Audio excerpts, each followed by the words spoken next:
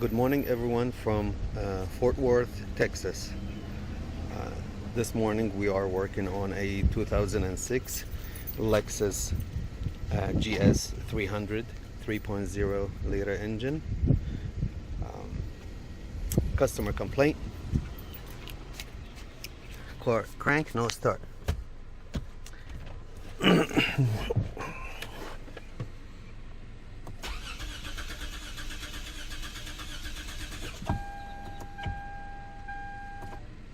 First of all, I don't like how the engine sound when a crank no start. I already told the customer about it. The customer is a mechanic shop. They have 3 vehicles they wanted me to look at. This is first in line. The vehicle had no engine, no wire harness, no computer.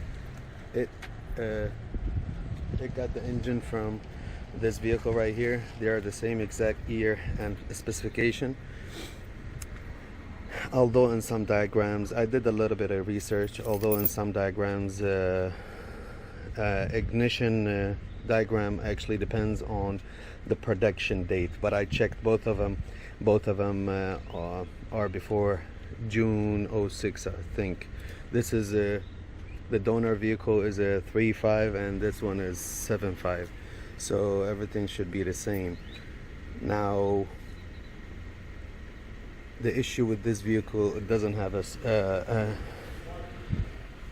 spark. We don't have a coil signal. I scanned the vehicle.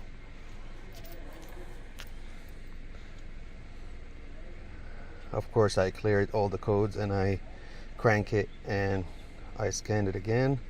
We have A, B, C, D, E, F, all coils, current pending. We don't have a signal. P0355, P0351, 52, 53, 54, and 56, all coils. So let us pull the wiring diagram for the ignition and start our checks. This is the diagram on all data for the ignition coils. It is black and white. I was able to get a better one with colors from a different source and take screenshots and send it to my computer. So we're working on ignition coils that have, I think, primary and secondary.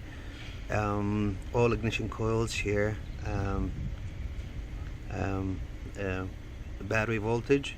This is the plus battery.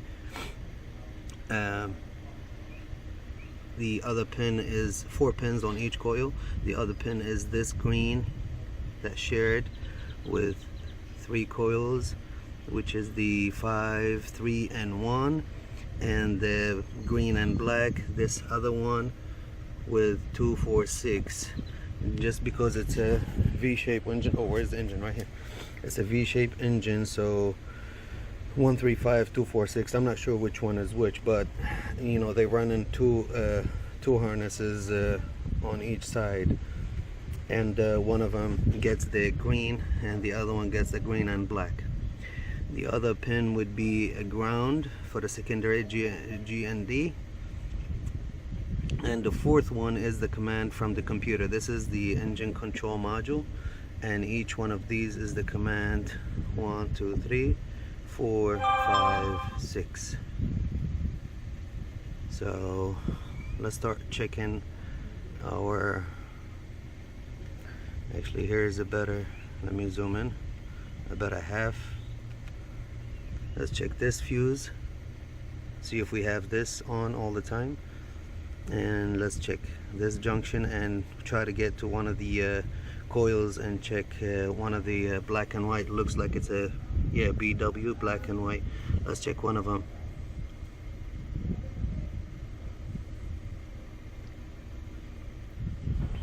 We have a visitor right there trying to learn. So this is 1, 2, 3, 4, 5, 6. The easiest one to get to is this one, which is 3. 3 here is this one, and let us start with the first line to check, which is the black and white. The black and white, we should have a battery power when key on. Key is on. I don't think, by the way, I forgot to mention, I don't think it's the computer, because all of them are not coming all the time. So it is something to do with either the ground or the power supply. It's not, I don't think it's a command issue. Plus this engine and the computer were running. I know that is not necessarily true, but it is 100% confirmed. This vehicle was running, it had a bad transmission. They took the engine, the wire harness, and the computer from it, and they put it in this one. It's not like something they bought off of eBay or off a junkyard. They know for sure this one was running. They drove it here. It doesn't have a reverse. So let's start with this pin right here, the black and white, which should have 12 volt all the time. And right there we have a black and white, green, purple, and white and black, and that matches the diagram: black and white, green, purple, and white and black. Let's go to the black and white, and we are connected on volt DC, and I'm pushing my lead. I don't get anything. I think I'm touching, but what I'm going to do, I'm going to pierce it. Okay, my tool is working properly. 12.6. Let's switch my my lead. Okay, I used the piercer, nothing came on, and so I decided to unplug the harness. Although I hate to do this, but I unplugged the harness and I went to the harness right away, and it's confirmed we don't have voltage. So let's chase this one from the beginning. So we're looking for IG 10 amp IG2 ignition. Here we have the IG2 10 amp ignition, which should be right there, this one. Bring the voltmeter here. I cannot do anything with my left hand. Right here we have battery voltage on this side. On the other side we don't have anything. We have that 23 volt that we saw at the harness. So let's replace this fuse and see if that's gonna fix the issue. I'm checking also the ground, might as well, which is the white and black. We switch our leads and we have the 12 volts. We do have a ground in this one. I just pulled the fuse out and it's blown. As you guys see, replace it with another one, and hopefully we are going to maintain that 12 volt on both ends. This is one and this is two. We didn't have that before. Okay, moment of truth. We're going to crank it. ابراهيم بلا امرن عليك تقدر تشغل؟ ايوه.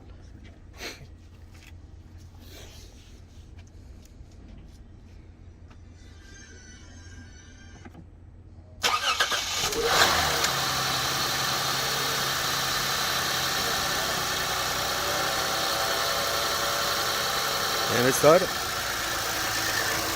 It's idling by itself. Now what I'm going to do, I'm going to check what we still have here. Clear the check engine light.